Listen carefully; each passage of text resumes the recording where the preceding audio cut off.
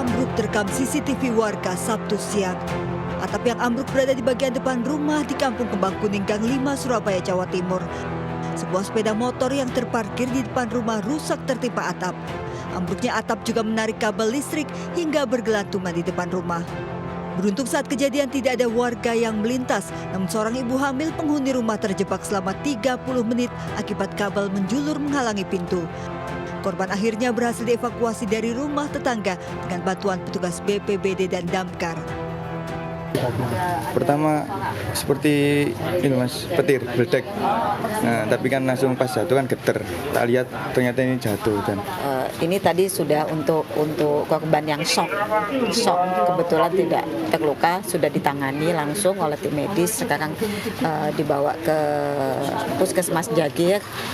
Terus untuk penanganan selanjutnya kita melakukan pembersihan terhadap puing-puing ini karena ada aliran listriknya. Yang utama kita menonaktifkan aliran listrik ini dulu.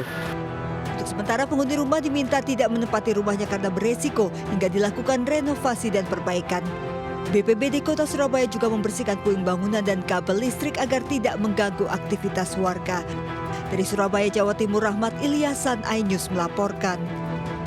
Kepergok saat akan beraksi, seorang pria pelaku ganjal ATM di Kota Bekasi dikurung warga dalam ruang mesin ATM. Pelaku nyaris diamuk warga saat dievakuasi petugas. Halo.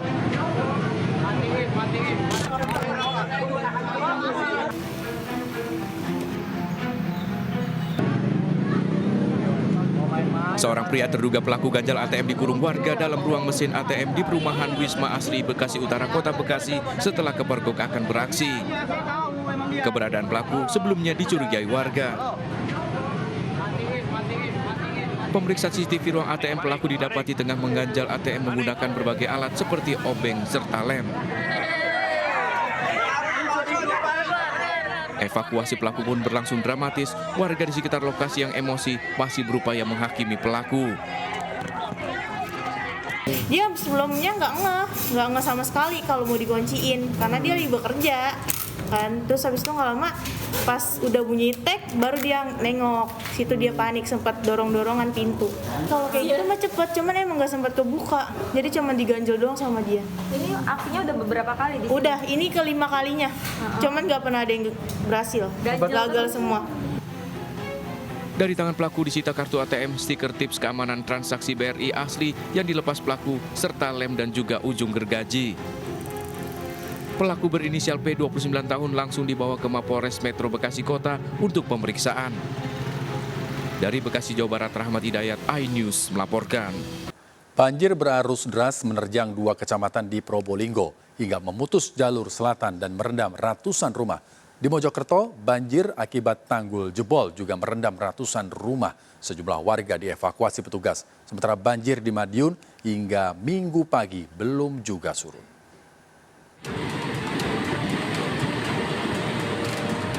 Banjir berarus deras ini terjadi di jalur selatan Probolinggo menuju ke Lumajang di kawasan Pakis Haji, Kota Probolinggo. Banjir menerjang akibat kiriman air hujan dari lereng Gunung Bromo Sabtu sore hingga merendam ratusan rumah warga dan memutus jalur selatan. Mulai kapan ini? Tadi Sudah maghrib. Sudah maghrib ya? Ketinggian sampai berapa di sungai? Di sungai Ketinggalan itu damnya katanya 170. 170-an. Banjir kiriman ini disebut warga kerap terjadi dan akan cepat surut dalam 3 jam. Banjir berarus deras juga terjadi di Mojokerto yang dipicu dari jebolnya tanggul Sungai Brangka. Air dengan cepat membanjiri ratusan rumah di perbatasan Kabupaten Mojokerto dan Kota Mojokerto. Puluhan warga yang terjebak dalam rumah, termasuk lansia, dievakuasi petugas. Ini kenapa sih Pak penyebabnya seperti ini? Penyebabnya tanggulnya jebol Pak. Berapa titik itu? Kalau di daerah Wringrejo sini ada 1 titik, cuma panjangnya kurang lebih 25 meter sampai 30 meter. Banjir di Mojokerto ini juga melumpuhkan jalur alternatif dari Kota Mojokerto menuju ke Jombang. Sementara di Madiun, banjir hingga Minggu pagi masih menggenangi ratusan rumah di Desa Balerejo dengan ketinggian air mencapai 1 meter. Menurut warga, banjir ini dipicu akibat dari hujan lebat dan jebolnya tanggul sungai yang tak kuat menahan deras dan tingginya debit air. Dari Probolinggo, Madiun, dan Mojokerto, tim kontributor iNews melaporkan. Jelang Ramadan, peredaran uang palsu di kawasan Pantura, Subang, Jawa Barat marak ditemukan. Banyak para pedagang yang menjadi korban dan mengalami kerugian akibat menerima uang palsu.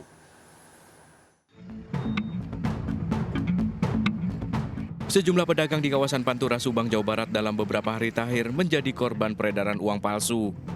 Di gerai pengiriman dan penerimaan uang di Pamanukan, Subang, Jawa Barat ini, Minggu pagi menerima 2 lembar uang palsu pecahan Rp100.000. Pemilik gerai mengaku setiap jelang Ramadan pihaknya lebih sering menemukan uang palsu.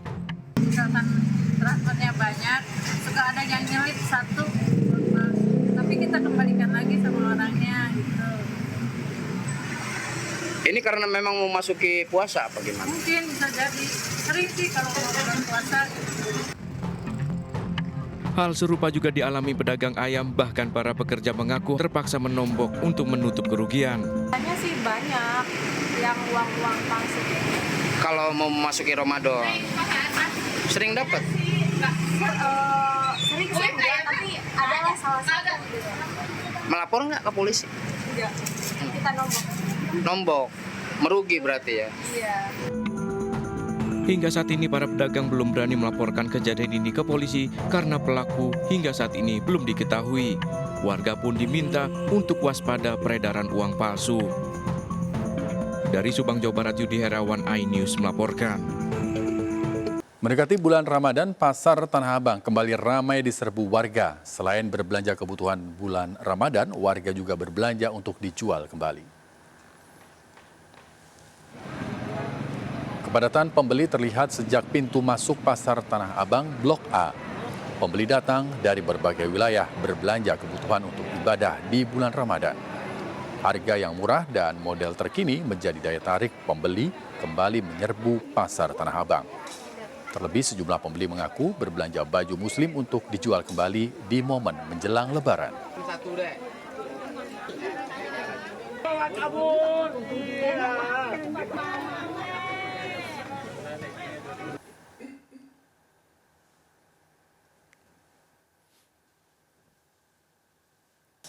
Pemirsa, pemerintah melalui Kementerian Agama sore ini akan menggelar sidang isbat penentuan 1 Ramadan. Pantauan hilal di sejumlah daerah akan menentukan penetapan 1 Ramadan. Ada 2 cara penentuan awal Ramadan di Indonesia yang dilakukan dengan metode Rukyatul Hilal dan Hisab. Metode Hisab Wujudul Hilal merupakan penentuan awal bulan baru dengan perhitungan matematis dan astronomis. Metode ini biasa dipakai oleh Ormas Muhammadiyah. Penentuan masuk bulan baru jika posisi bulan sudah di atas 0 derajat meski tidak terlihat oleh mata. Muhammadiyah sudah menentukan awal Ramadan hari Senin besok karena berdasarkan perhitungan hisab, posisi bulan sudah berada di 0,33 derajat di Jayapura hingga 0,87 derajat di Sumatera Barat. Sementara metode Rukyatul Hilal dilakukan berdasarkan pengamatan posisi hilal atau posisi bulan yang terlihat sesaat setelah matahari terbenam pada hari terjadinya ijtima atau konjungsi. Bulan baru ditetapkan setelah posisi bumi, bulan, dan matahari sejajar dengan ketinggian bulan sesuai derajat yang ditentukan.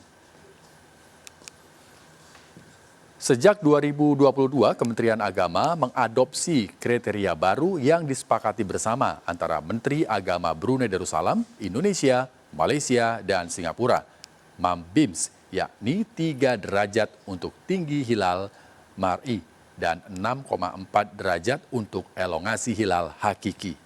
Jika sore nanti ketinggian hilal belum mencapai 3 derajat, maka awal Ramadan akan dimulai hari Selasa.